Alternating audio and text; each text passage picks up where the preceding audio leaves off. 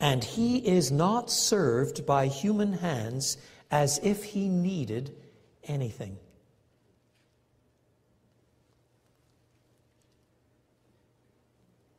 Isn't that remarkable? God doesn't need you. He certainly doesn't need me. He doesn't need our praise bands. It's not as if God gets to Thursday afternoon and starts saying, "Oh boy, I can hardly wait till Sunday when they crack out those guitars again. Feeling pretty lonely. I need to be stroked up here." He doesn't need our worship. He doesn't need our money. He doesn't need us. He doesn't need anything. In eternity past, before there was anything, God was. And he was entirely full of joy and contentment. And even then, he was a loving God, because in the complexities of God's oneness, in categories we'll see in due course as this series goes on, the Father loved the Son. And we'll come to those categories. There was an otherness right within God himself.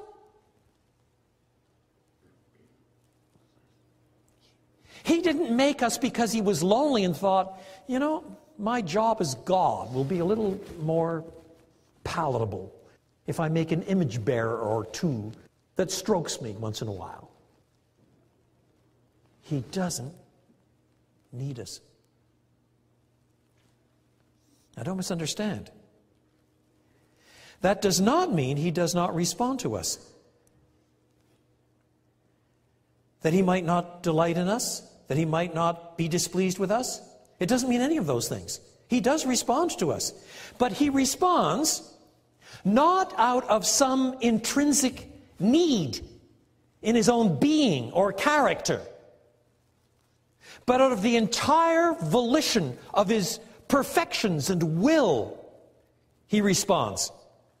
Not because he does not foresee the future, not because he has let things get out of control, not because he has abandoned his sovereignty, not because he is not sovereign, not because he's psychologically damaged, not because he needs something, but out of the perfections of all that he is, with all of his characteristics and attributes, he responds, always in line with all of his attributes all the time.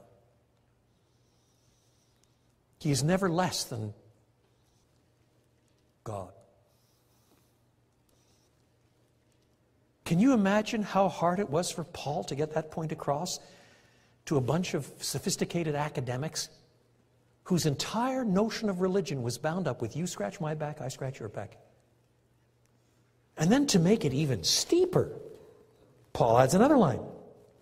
The God who made the world and everything in it is the Lord of heaven and earth, and does not live in temples built by hands, and he is not served by human hands as if he needed anything. Rather, he himself gives everyone life and breath and everything else. We need him.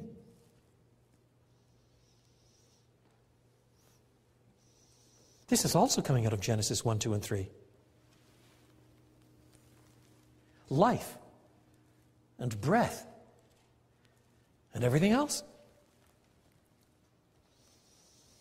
When the Lord Jesus was alive at the beginning of the first century, he taught that not a sparrow falls from the heavens without God's sanction.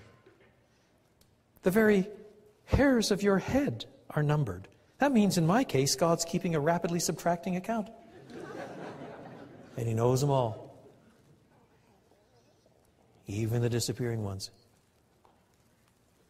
And every breath I draw is by his sanction.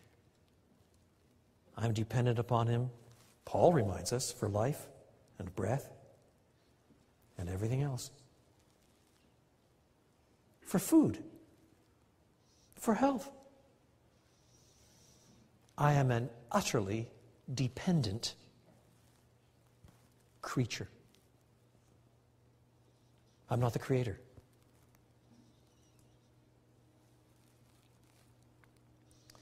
Now, how are you going to have a relationship with a God like that?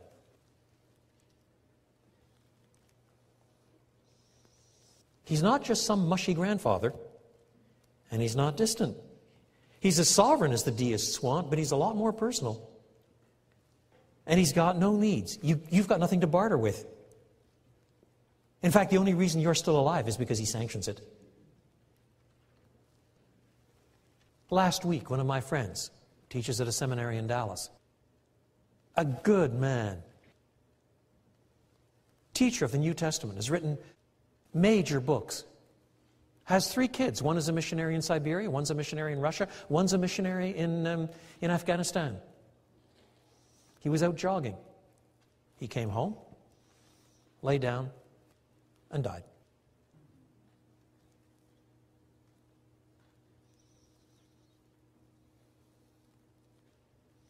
Not a blessed thing he could do about it. If your heart keeps beating, it's because God sanctions it. And if he ever says, "You fool, tonight your soul will be required of you," you die. Or if he ever says, "Come home, my child, now's the time, your work is done," you go.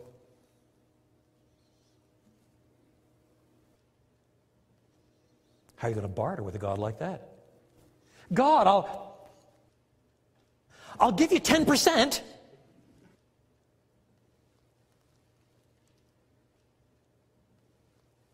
He owns you. He owns your life. He owns the whole planet. I mean, what does that mean? Lord, I'll become a missionary. Will that make me a better person?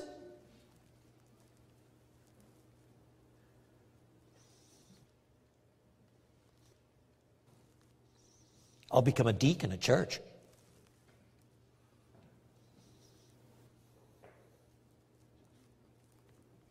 No. There's only one way that you're going to have a relationship with this kind of God.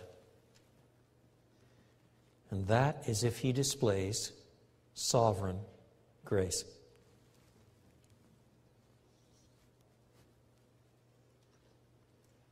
Because he doesn't owe you anything. You and I are rebels. And we've got nothing to barter with.